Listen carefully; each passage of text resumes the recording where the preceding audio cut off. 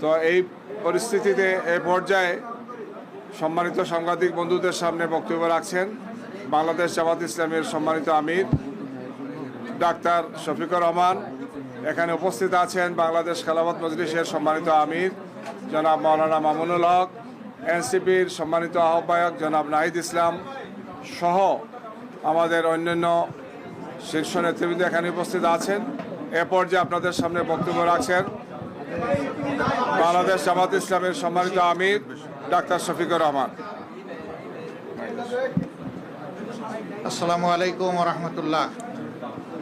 সবাইকে মধ্যরাতের শুভেচ্ছা। কেমন আছেন সবাই? আলহামদুলিল্লাহ। আমরা আপনাদের মাধ্যমে প্রিয় দেশবাসীকে প্রথমে ধন্যবাদ জানাই যে দীর্ঘদিন পরে দেশের মানুষ দুইটা নির্বাচনে একই দিনে অংশগ্রহণ করেছে, একটি গণভোট আর একটা সরকার গঠনের জন্য ভোট। তা আমরা যতদূর জানতে পেরেছি, সংস্কারের জন্য যে গণভোট ছিল সেই গণভোটের পক্ষে হা ভোট বেশি পড়েছে। এই জন্য আমরা দেশবাসীকে আন্তরিক মোবারকবাদ জানাই। যদিও অফিসিয়ালি এটা ডিক্লেয়ার করা হয় নাই, শেষ পর্যন্ত কি হয় সেটা আমরা দেখার অপেক্ষায় আছি। আর সরকার গঠনের জন্য যে নির্বাচন হয়েছে সেখানে মূল প্রতিদ্বন্দ্বিতা ছিল মূলত দুইটা জোটের মাঝেই বলতে হবে। আমরা অংশগ্রহণ করেছি। নির্বাচনের প্রক্রিয়া যখন শুরু হয়েছে তখন থেকে শুরু করে আমরা আমাদের কার্যক্রম চালিয়েছি। আমাদের যারা প্রতিদ্বন্দ্বী ছিলেন তারা তাদের কার্যক্রম চালিয়েছে। স্বাভাবিক একটা নির্বাচন যখন হবে সবাই জিতবে না, কেউ জিতবে কেউ হারবে, এটাই গণতন্ত্রের সৌন্দর্য।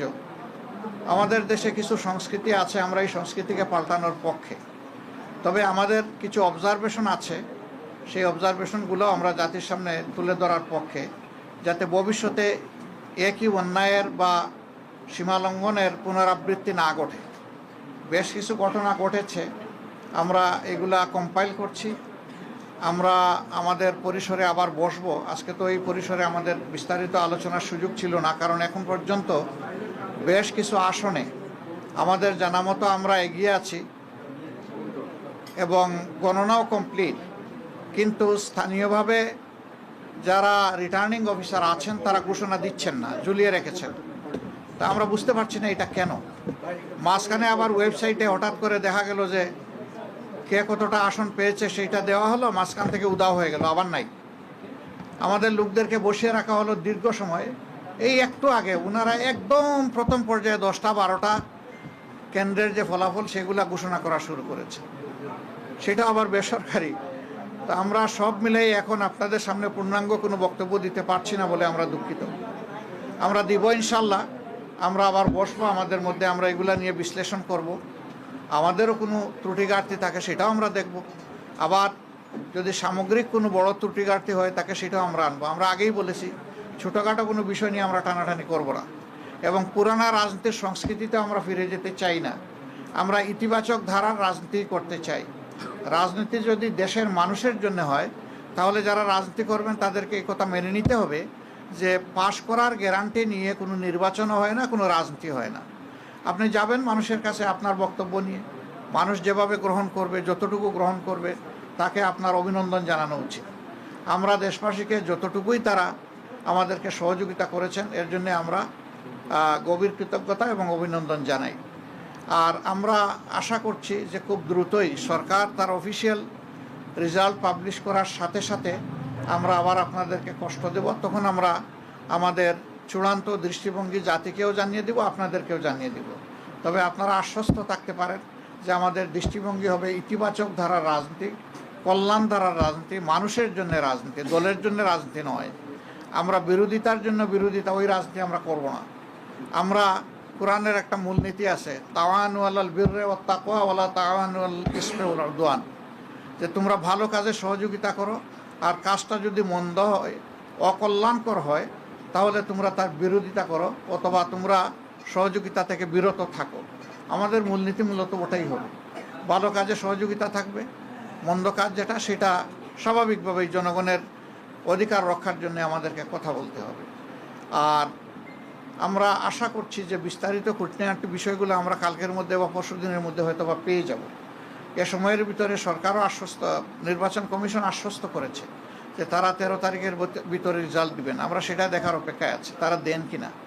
যদি দিয়ে থাকেন ভালো, না দিয়ে থাকলে আমরা সঙ্গত সীমা পর্যন্ত অপেক্ষা করব। কিন্তু এই যে কিছু আসনে ইঁদুর বিড়াল খেলা, এমনকি ঢাকা 8 আসন এখনও ঝুলে থাকবে কেন, সেখানে কি হচ্ছে এটা আপনারা সাংবাদিকরা জানেন। এই বিষয়গুলো কিন্তু সুস্থ ধারা রাজনীতির পরিচয় বহন করে না, এগুলো অসুস্থ ধারার রাজনীতি। তো সেই বিষয়গুলো আমরা বিবেচনায় নিব, জাতিকে আমরা যতটুকু জানানো দরকার মনে করব জানাবো, যাতে ভবিষ্যতে একই মন্দ কাজের চর্চা অথবা ধারাবাহিকতা না থাকে। আপনাদেরকে ধন্যবাদ সবাইকে, কষ্ট করে আপনারা এসেছেন। আমরা একসাথেই কাজ করব, আপনাদের সাথে আমরা আছি, আমাদের সাথে আপনারা থাকবেন, দেশবাসীর সাথে আমরা সবাই থাকবো। সবাইকে ধন্যবাদ। আসসালামু আলাইকুম। এখন পর্যন্ত আপনারা কতটি আসনের খবর পেয়েছেন যে আপনারা জয়ী হয়েছেন? আমরা খুব নিতে চাচ্ছি না, এই কারণে রাত তো অনেক হয়ে গেছে, আর এখন তো ফাইনাল কিছু বলতেও পারবো না। যেমন এক ভাই প্রশ্ন করেছেন যে কতটা আসনে আমরা এখন পর্যন্ত বিজয়ী হয়েছি, এটার তো কোনো সঠিক উত্তর নাই আমাদের কাছে, কারণ বেশ কিছু আসন ঝুলিয়ে রাখা হয়েছে। আমরা নিশ্চিত আমাদের বুথ ফেরত যে সিট এসেছে আমাদের কাছে, সাইন করা সিট, সেখানে আমরা দেখতেছি যে আমরা এগিয়ে আছি। কিন্তু এইটা নিয়েও ওখানে লোকালি বিভিন্ন তালবাহানা করা হচ্ছে, বলা হচ্ছে যে পোস্টাল ব্যালট মিলেই একটু দেখতে হবে, আর একটু এই আছে ওই আছে, এই ওইটা কি এটা আমরা বুঝতে পারছি না সব জায়গায়। এই ওইর বাইরে এসে আমাদেরকে একটা ক্লিয়ার মেসেজ দিলেই আমরা তখন বলতে পারবো যে আমাদের অবস্থানটা কি। আপনারা কি কোনো কারচুপির আশঙ্কা করছেন বা সন্দেহ করছেন কিনা? ইঞ্জিনিয়ারিং অনেক কিছু তো হয়েছে, অনেক কিছু হয়েছে, কিন্তু এখনই আমরা এই ব্যাপারে কোনো কিছু বলতে চাচ্ছি না। আমরা বলেছি যে সব কিছু ফাইনাল যখন আমাদের হাতে এসে যাবে, আমরা বসে সব দিকের তথ্য নিয়ে সব দল যারা আমরা 11 দল আছি তাদের নেতৃবৃন্দ আমরা বসবো, বসে সব তথ্য কম্পাইল করে আপনাদের সামনে আমরা আসবো। আপনি ইতিবাচক ভাবে নেওয়ার কথা বলেছেন, যদি নির্বাচন কমিশন যে ফল ঘোষণা করবে আপনারা সেটা মেনে নেবেন কিনা? আপনি আমার ইতিবাচক দ্বারা রাজনীতি থেকে যে মেসেজ নিতে চান সেটাই আমাদের মেসেজ। ভাই, আপনি বলছিলেন যে অনেক জায়গায় যে গণনা করা হচ্ছে, হুট করে আপডেট আসা বন্ধ হয়ে হ্যাঁ, গেছে। বন্ধ হয়ে গেছে। এইটা আসলে আপনি কি কাউকে দায়ী আমরা তো করবেন? এটা অবশ্যই কেউ না কেউ এটার জন্য দায়ী হবে, এই জন্য আমাদের এইগুলো আরও জানতে হবে, চেক করতে হবে। তখনই আপনাদের সামনে কনফার্ম না হয়ে একটা কথা আমি বাতাসে ছেড়ে দিলাম, পরে দায়িত্ব আমার উপরে আসবে, আমরা ওটা চাচ্ছি না। আচ্ছা, পেজে যে ফলাফলটা আসতেছে এইটা আসলে কতটুকু? কোন পেজে? Official Facebook page. এইটা আমরা যা পেয়েছি তা বলতেছি। এখন এইটা তার ভিত্তিতে ফলাফল এটা চূড়ান্ত এটা বলা যাবে না, এটা জাস্ট একটা আপডেট, আর কিছু না। নাহিদ ভাইয়ের ব্যাপারে কি কোনো আপডেট এসেছে? যদিও কার? নাহিদ ভাইয়ের ব্যাপারে আসিফ মাহমুদ সজীব অলরেডি তার ফেসবুকে পোস্ট করেছেন যে উনি বিজয়ী হয়েছেন, বাট অফিশিয়ালি কোনো অফিসিয়াল তো আপডেট কারোটাই আসে নাই, না, বেসরকারি। অফিসিয়াল ফলাফল তো এখনো ঘোষণা করা হয়নি।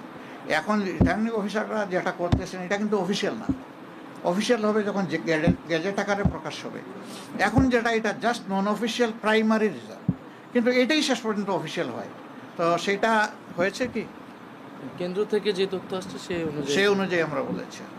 কিন্তু আপনারা পরবর্তীতে যে আসলে মতামত দিবেন সেই সময়ে যদি অনেকগুলো আপনাদের সাথে অসঙ্গতি থাকে তখন কি বলে আদৌ কি কোনো লাভ হবে কিনা? মানে আপনারা এক ধরনের লাভ লসের ব্যাপার না, আমরা তো সত্যটা তুলে ধরবো, এবং তখন ওনাদের ফল ঘোষণাই কিন্তু চূড়ান্ত হবে না, তখন আমাদেরকে অন্য দায়িত্ব আমাদের উপর পড়ে যাবে, ওইটা আমাদেরকে করতে হবে। তো আমরা চাই না এটা, আমরা চাই জনগণের রায়ে যেটাই হোক এটা যেন সঠিকভাবে আমাদের সামনে আসে। আমি যেমন ওইটাই বলছি যে আপনারা তো ধরেন বলতেছেন যে সব কিছুর পরে আপনারা জানাবেন, কিন্তু এখন যেই সব কেন্দ্রগুলোতে আপনারা আপনাদের তথ্য অনুযায়ী আগানো আছেন, কিন্তু সেইগুলো নানা কারণে ফল ঘোষণা করতে বিলম্ব হচ্ছে, সেই ব্যাপারে আপনারা কার্যকর কি পদক্ষেপ নিচ্ছেন?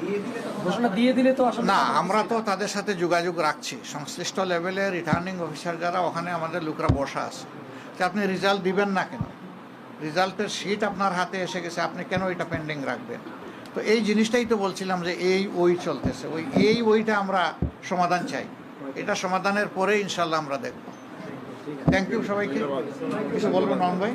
এখানে আমাদের বাংলাদেশ খেলাফত মজলিসের আমিরে মজলিস জনাব আল্লামা মামুনুল হক সাহেব আছেন, তারপরে জাকবার ভাইস প্রেসিডেন্ট আছেন, এনসিপির আহ্বায়ক নাহিদ ইসলাম আছেন, তারপরে এখানে লেবার পার্টির চেয়ারম্যান মুস্তাফিজুর রহমান ইরান আছেন, আর কি কেউ আছেন?